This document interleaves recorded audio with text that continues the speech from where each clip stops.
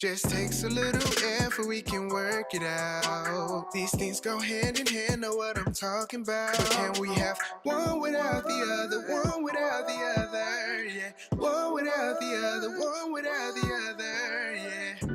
We made it through the test, strengthening love and sex. We made it through the test, strengthening love and sex. What's up, everybody? We are back for Strengthening Love and Sex. I am Dr. Stacy Spencer, and I am Rhonda Spencer. baby, this is our 30th episode. 30 episodes. 30th episode, and guess what that means? What does it mean? It's crazy because we've been married 30 years. This past week, we celebrated 30 years of marriage, and this is our 30th episode. Whoop, whoop. So welcome, everybody, to the 30th episode of Strengthening Love and Sex. And we are hoping that this is a transformative experience for you and your significant other, whether you're seriously dating or you've been married a short time or a long time. You need these tips and these tips, babe, came through blood, sweat, and tears. Oh my goodness. Huh? Yes. We've lived to tell the story after 30 years of being married, but it hasn't all been a challenge. It's been more good days. It's been a wonderful journey. What's that old song says? I've had some good days. I've had some hills to climb. But all of my good days outweigh my bad days. I won't complain. We have had a wonderful journey on our marriage, and I'm praying that God will give us another 30 years plus to stay together. But we want to stop by tonight and talk about something very serious. Okay. And it is how to fight fair. Huh? How to fight fair in marriage. Because, baby, believe it or not, people are going to have what in marriage? They're going to have conflict. And disagreements. And disagreements, right. Right. How can two walk together unless they agree? But they're going to be disagreements. Even in the Bible, people had disagreements. They didn't always see eye to eye. But I believe that God has some tools for us to fight fair. Right. And so we've learned through the years, still learning, on how to fight fair. And one of the favorite things my wife likes to say is what? Communication. Communication. And what do you mean, darling, when you say communicate? Why is communication important for conflict resolution? Communication is important because that is how you work out what's going on. But I want to add to communication, it's just not verbal. It's the nonverbal cues. I mean, how your face is, your body language, your tone, it all plays a very important role in how to resolve conflict through communication. I think it's important, too, that we use I statements. Right? Because what happens, ladies and gentlemen, is that when your spouse or your significant other comes to you and they're like, you always da-da-da-da-da. Right. What happens, babe, if I come to you and I'm like, Rhonda, you do, what happens to your body when I say you? You tense up because it's an accusatory statement. And you feel defensive. Of course, your defenses raise, your blood pressure raise, your pupils dilate. There's so many things. You got a lot going on, baby. Your nose start flaring. Heart, I got high blood pressure. Oh my God. No, you're right. You feel automatically defensive when somebody's like, you. Right. It's a very accusatory. But if I come to you in love and I say, babe, can I share my heart about something?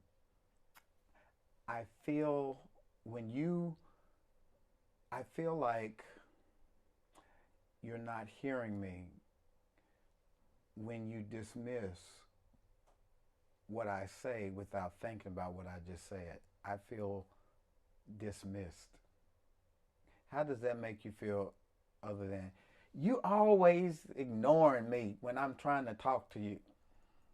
Well, one, it raises curiosity as to what have I dismissed you about. So that makes me want to empathize with you more and like, well, what's going on? What have I done that makes you in this headspace, put you in this headspace? So using I statements, because watch this, conflict is a very real part of any relationship. and you have to figure out how to resolve that conflict in a healthy way. And one of the ways to do that is I statements. I feel. I teach my staff, and I think this works in marriage too, SBIs. Situation, behavior, impact. So what is the situation? When I came into the kitchen and I asked you what you were doing, and the behavior was, I'm washing the dishes. And it was almost like, duh. And the impact that it had on me was like, I was trying to engage you in a conversation, but it seemed like I was irritating you by asking you that question. And it made me feel like I was a bother to you rather than you were glad to see me. And how would you respond to that SBI? Okay, so the situation was the dishes being washed. I came in the kitchen. And I said, what you doing? What you doing? And I'm already washing the dishes. And you're like, and so there's a part in my brain that's like, can you not see that I'm washing dishes? So can you ask me a different question? So, okay. So, what was the question? How do you respond to me coming to you with the SBI? Rhonda, this is a situation. I came to you in the kitchen and I asked you, what you doing? You said, I'm washing the dishes. And I said the impact on me, it made me feel like I was being a nuisance to you and not a welcome, like, oh, here's my husband, let me engage him in conversation. So what I should have done was just change my tone and said, oh, babe, I'm washing the dishes. What's up? Or you could say, after the fact, with my SBI, you could say to me, oh, I didn't mean to make you feel like that. I felt like it was obvious, but I could see where you could feel like I was irritating you. And I don't want you to feel irritated. I do like your company. I love when you come in the kitchen. It was just that I was in a different headspace and I thought it was obvious that I was washing the dishes. And that is so true. But the community, and I'm not meaning to wipe out everything that you said, but being able to communicate that to your spouse or to me, to let me even know that you felt a certain kind of way about how I said, because if I didn't know that you felt that way, then I wouldn't be able to address it. And what happens, to your point, is like when a husband or wife feels impacted by your behavior and they don't say anything about it, they swallow it. Right. And the more you keep swallowing, it builds up resentment, Definitely. builds up a divide, and you're like, you know what, I'm not going in the kitchen no more. I'm not going to try to talk to them because they got an attitude when I come to the kitchen, so I'm not going in there. But if you speak about how it made you feel, then that becomes something you can resolve quickly, which leads me to my next point, and that is you have to decide in conflict what is minor and what's major. We don't need to make mountains out of molehills. Oh, absolutely not. Can you speak about that? Well, one, if the person who is having an issue blows it out of proportion, 9 times out of 10, there is an underlying situation that's going on, something that has not been resolved. So the better way to do is to discuss the little minor infraction and then to make sure that it is not something that is going to be made into a big mushroom. Yeah, we have to microdose Right. on our disappointments. You know, when there is something, you know how your spouse, your boyfriend or girlfriend will say something slick and you just kind of let it slide.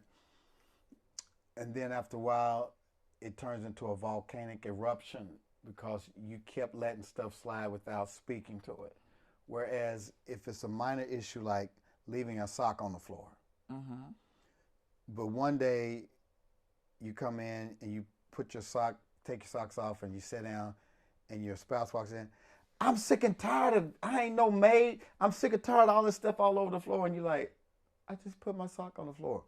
But what they're mad about is not that particular instance.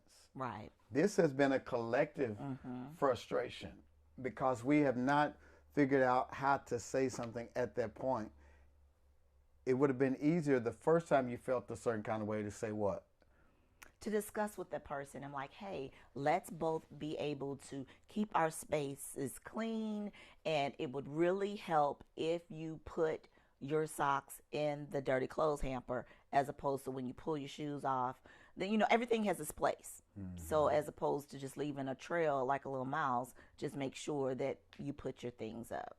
Another key to resolving conflict and fighting fair is all about timing. Oh, timing is so important because you don't really know what one physically somebody might be going through at that particular time, or if there is something going on internally, or if they're in a funky headspace, or even with the person delivering the information. A lot of people say when you go grocery shopping, you should never go grocery shopping when what? You never go grocery shopping when you're hungry. Why? Because you're thinking in your mind, because I'm guilty of this. You're thinking in your mind, oh, I'm going to put this meal together. And the intentions are good. But you have all these groceries, and groceries are high. You have all these extra groceries, and you don't make the meals or eat the food, and you wasted resources. Now, I know a lot of people are listening. What's it got to do with conflict resolution? I'm ready to jump back to it. So if you shouldn't go grocery shopping when you're hungry, what emotion should you avoid when you're trying to resolve conflict? You shouldn't resolve conflict when you're hungry, okay, angry, lonely, and tired. Really? That's HALT. Hungry, angry, lonely, and tired. Go through each one. So if you're hungry, we'll joke and say, oh, we're hangry, because you're not really irritable. You're very irritable. So you need to get something on your stomach. Your sugar may be low. So eat something. If you're fasting, little hangry person. Yeah, you're hangry. So make sure that you comfortable. Your stomach is not eating your shirt. Okay. If you're already angry about some kind of situation that may not even have anything to do with your spouse, you might need to call a timeout. Oh yeah. Like, this ain't a good. I'm fire hot right now. You just pissed me off, and I need to cool off before we talk about it, because when you're angry, you got your dukes up. You're just thinking about getting back at the person. But when you're cooler and you're calm, and you go breathe, take some deep breaths, and get back to an equilibrium, your logic part of your brain kicks in rather than your lizard brain. That lizard brain stores up all of your trauma, and it wants to fight or flight. Yeah, that's in the brain stem. So you have to make sure you're not angry. What's the other one? Lonely. And what's that? What's the one? I would think that the lonely part is like when you're disconnected from everyone or your spouse, and because you can be lonely in a relationship, and you really need to find that connection spot, and it's not the proper time to try to bring up something heavy to discuss. Yeah, it's like, for me, what I hear you saying, you got to be in the right headspace. You can't be emotionally vulnerable when you're trying to resolve conflict, right? Because you're wearing your emotions on your sleeves, Right. and it's hard to really hear the other person when you're not in a good space. And the T is Tired. tired. Oh my gosh. Don't come to me when I'm tired. When I just got off work, I just walked through the door, Right. and you hit me with, we need to talk. Yeah. And you're like, yo, I'm tired. I want to decompress. I had a bad day. So it's always good to ask this question, folks. Is this a good time to talk? And if it's not a good time to talk, then y'all set a good time, because timing is everything. There's been plenty of times when I'm like, either called a timeout, or I'm like, babe, can I go decompress first? Or can I go to the gym and work out? Some of my best conversations come after I've been able to go and get this cortisol off of me from being stressed out. I'll go do some aerobic exercises, get on the treadmill, run, and I'm able to get into a space where I can actually hear my wife. But if my cortisol is high and I'm already stressed out, chances are I can misproject my frustration on her without hearing her. Does that make sense? That makes perfect sense. And on the other hand, if one spouse has gone to decompress and they come back and the other spouse has not already decompressed and worked through some things, it's not fair to the other spouse to come in and say, I'm ready to talk, because that person still may be in a mood. They may still be feeling a certain kind of way. So you need, in your marriage, in the relationship, you have to come up with some ground rules to fight fair. And if that means that if there's a conflict, setting a time limit, no more than 24 hours, so that it gives both people, both persons, the opportunity to get that stress off of them so that they both can hear each other. I like that. You know, there's a scripture for that. The Bible says in the New Testament, do not let the sun go down on your anger. And we try our best to have a 24-hour rule. If we can't talk about it when it happens, we can say, give me a little time and we'll come back. What time do you want to come back? I'm ready to go for a walk. I'm going to go to the gym. I'll be back in a minute. And when we get back, I'll talk. But do not allow 24 hours to go by. Because, y'all, it's a lot that can happen in 24 hours. I've seen some dear friends lose loved ones. You know, take them to the hospital, think they're going to bring them back, and they don't come back. Life is too short to be holding grudges and going to be mad, you know, concentrating on, get your feet off me, don't touch me. I asked my wife the other day, I said, do you sleep better? Do you sleep better? Do you sleep better when you're angry or when we are in a good connection? She says, when we're in a good connection. Because you got to concentrate on not touching their feet, and you wake up with a crick in your neck, and you didn't sleep all that good. You're over there pretending like you're sleeping. You ain't really sleep. Don't let the sun go down on your anger. Babe, I want to talk about managing your emotions, right? Okay. You talked about that lizard brain. And the lizard brain is the cortex of the brain, right? Cerebral cortex? No, the lizard brain is in the brainstem. So the lizard brain, we say lizard brain. As human beings, we are all wired from pre-evolution back in the caveman days, when a lion or a dinosaur or something would come upon us. We were wired to run, right, to save our life, or to fight, or to freeze. Like, shh. And so what happens is that when we have an initial response to some kind of stimuli that feels threatening, we go into our lizard brain. But the danger of not being able to resolve conflict in a healthy way is when you get stuck in your lizard. Sure I understand. Yeah, I don't either. Seriously. You know, when it is that you get stuck in your lizard brain, it's like you can't hear the other person. You're still fighting, or you run out of the room. And so how would you encourage, if you look into the camera and talk to the women or even the men, how do you get out of your lizard brain when you feel yourself getting hot and your nose is flaring and your blood pressure is going up? How do you get out of that mode? Well, it's going to be different for every person. First, it's not a threat. Every conflict is not a threat. So you got to have that conversation with yourself. You have to have these conversations with yourself beforehand, because the lizard brain, which is in the brainstem, happens with the three F's, like we discussed, the fight, the flight, and the freeze. But with that pre-conversation with yourself, like, this person is not going to harm me. We're just going to have a conversation. You can breathe. I'm sorry for cutting you off, but you can breathe and tell yourself, take a deep breath. I'm safe. This is not life-threatening. I'm okay. And you have these internal conversations. And baby, there's another technique called witnessing. Witnessing is when you witness the emotion that you're having and you have the conversation with yourself.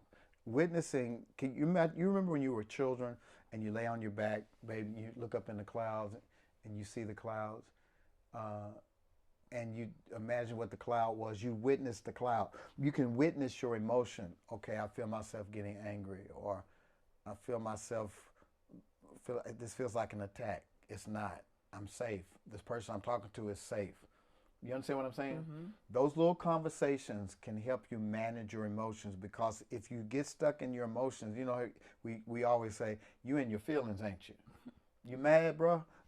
So you have to catch yourself like, wait a minute, this is not going to be a productive conversation because I'm mad as hell right now, or I'm hangry, or I'm lonely, or I'm tired.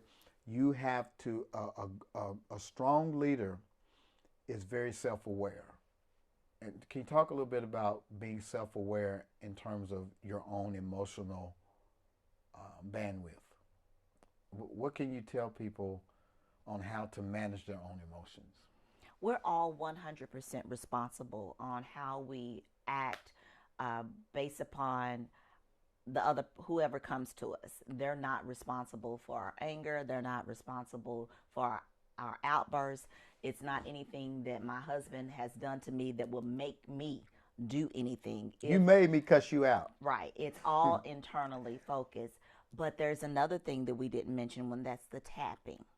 Because sometimes we may feel disassociated from ourselves and we want to bring awareness back. And it could just be, you know, tapping your fingers on your legs or your face, just to let you know that you're okay and that you're still there. When I see you tapping. when we try to resolve stuff and you start doing like that, I'm like, oh Lord, it's a ticking time bomb. She get ready to go off on me. But you're saying that tapping actually calms you down? That is calming me down. Really? Because one, it's keeping my hands busy, so I don't put my hands around anybody's neck. No, I'm just kidding. No, she's not.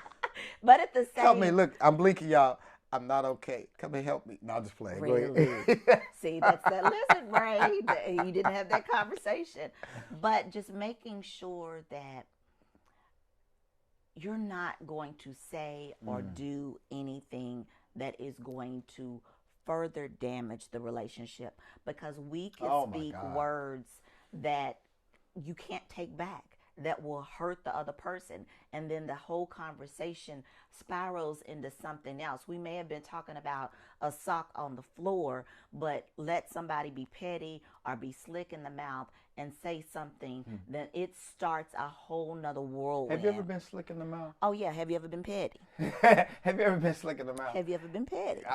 See what I'm dealing with right now? Because I want to talk about, because you told me you're slick in the mouth for a reason.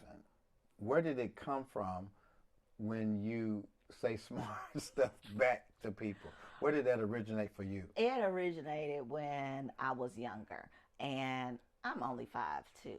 So we had this thing that we could joan on each other, but I fight with words. And I could cut somebody to the white meat with words and won't blink an eye and will be okay. So I have to reel myself in.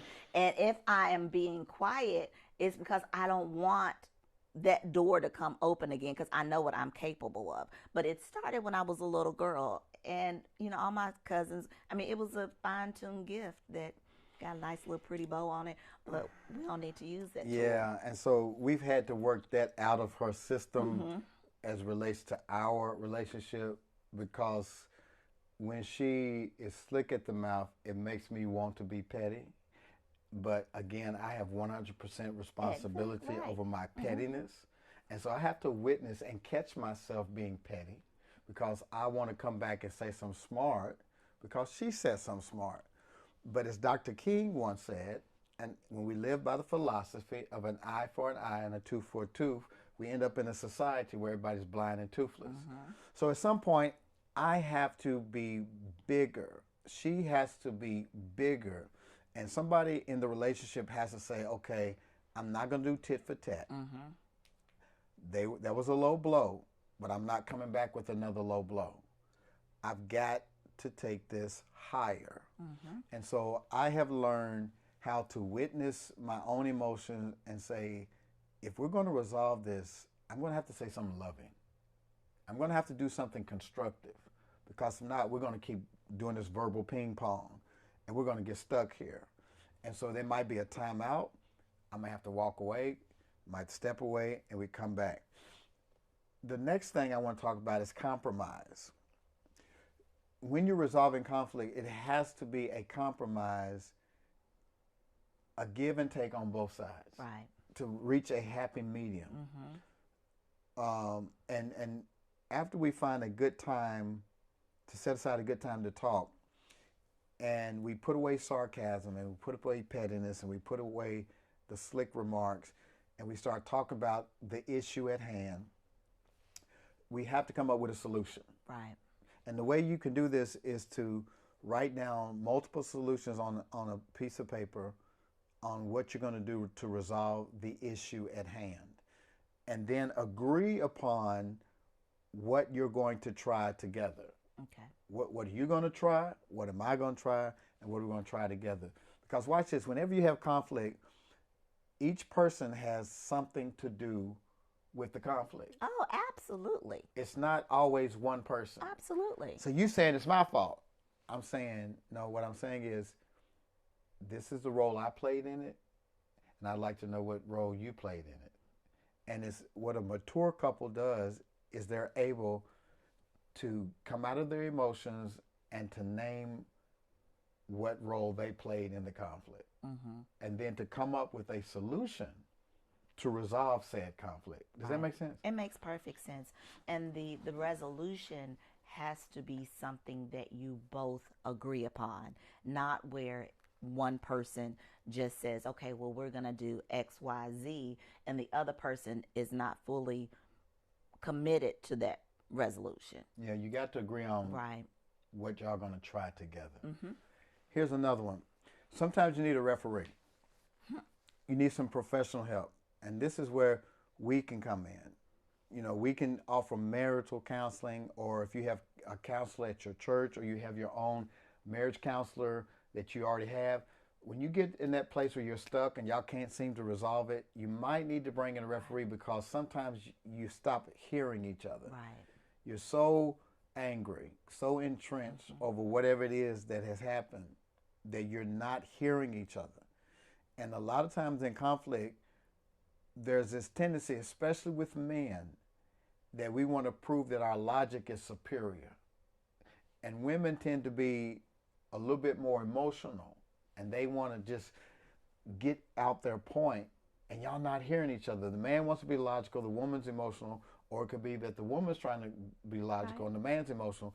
But nevertheless, sometimes you need a referee. You need somebody to arbitrate, somebody to mediate, somebody to say, Stacy, I think you missed what Rhonda was trying to say, what I heard her say, or Rhonda, did you hear what Stacy said?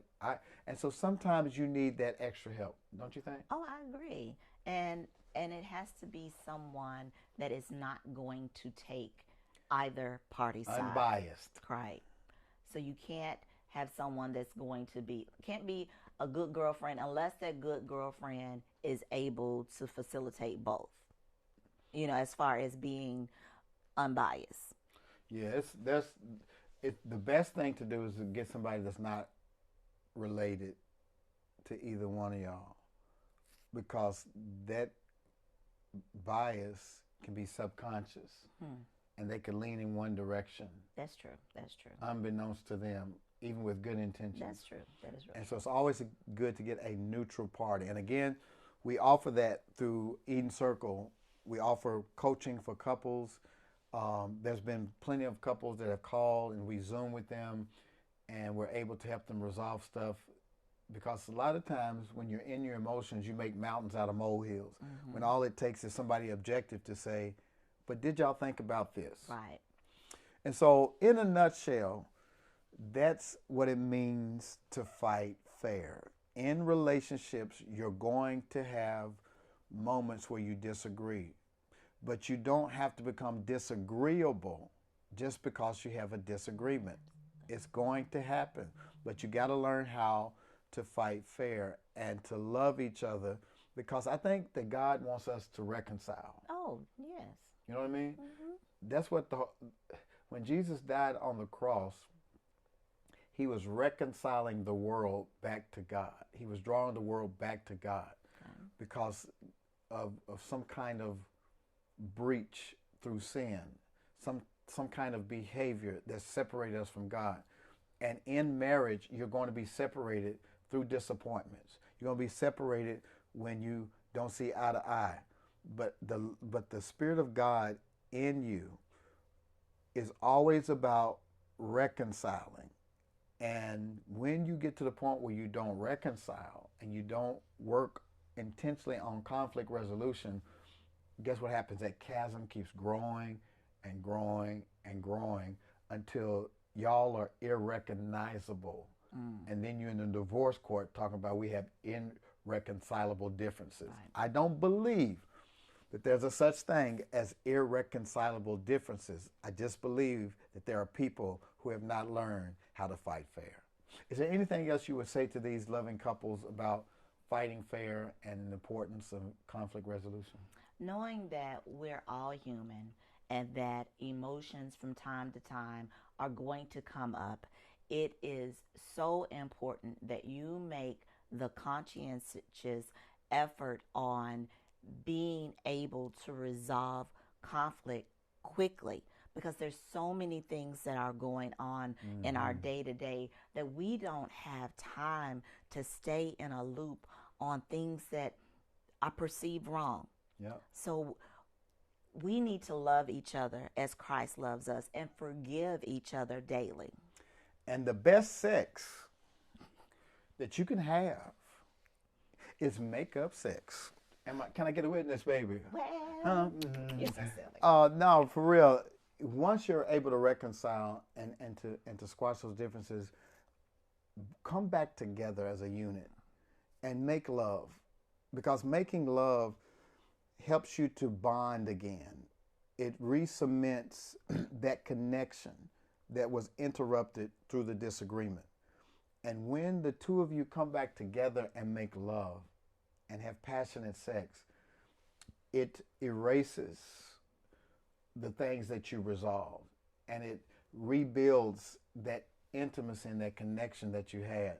So resolve your conflict first, make love, and watch God continue to bring you back close together. Baby, we celebrated 30 years this past week, and we said we wanted to give a gift to these married couples and these seriously dating couples. And what is that gift? The gift is on September the 21st. Yep. We are having a master's class. A free master's class. And what's it about? And it is about the things that we have learned over our 30 years of marriage on how to resolve conflict, more of the things that we're talking about today, but more in depth. So that is our gift on September the 21st, which is next Thursday. Right. This coming Thursday, because tonight is Monday. This coming Thursday on the 21st, you are going to want to be in this master class. If you are seriously dating, married, get to this class, because we're going to share our heart. We're going to be transparent, even more than we are right now. We're going to be transparent about some of the things that we've had to deal with and how we got out of it. And at the end of that master class, we have another special offering that we want to give you for free. And so the first 50 couples that sign up on that night are going to get something, but you got to be at the master class to see what it is, all right? And also, we want to remind you that we have a continuity program where you get coaching, one-on-one coaching. You get a master class every month. You get weekly videos and tips from us. And if you need us, we're just a phone call away. And this is our inner circle called the Eden Circle. And so the way to become a part of our inner circle, our tribe, and to get some coaching and get a community of other married couples who are trying to stay married, is to go to theedencircle.com. And it is one of the most enjoyable communities. We've had parties at the house. We've gone to the movies together. We've been on retreats together. It's just an amazing group of people who want to be married. And that's another thing. If you're going to stay married, you got to get with people who want to stay married. Yes. You got to hang with people. You got to find your tribe of people who are speaking the same language about being naked and unashamed and having fun with each other and hanging out. And that's what Eden Circle is all about. Listen, we appreciate y'all being on tonight. If this podcast has helped you in any kind of way, would you do me a favor?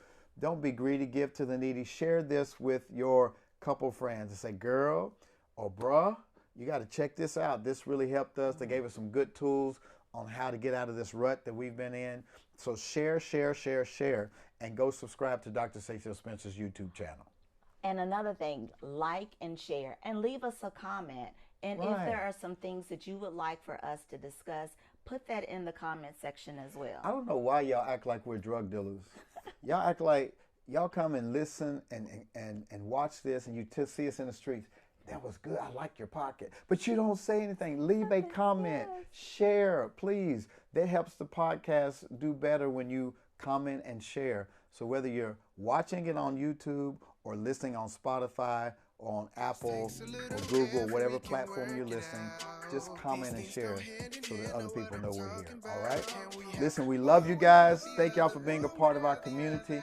And we can't wait to see you on Thursday for our free master's class. Go to Eventbrite and register today, or go to drstacyospencer.com and register for our free master's class this Thursday. We love you guys. See you later. Strength and need, love and sex.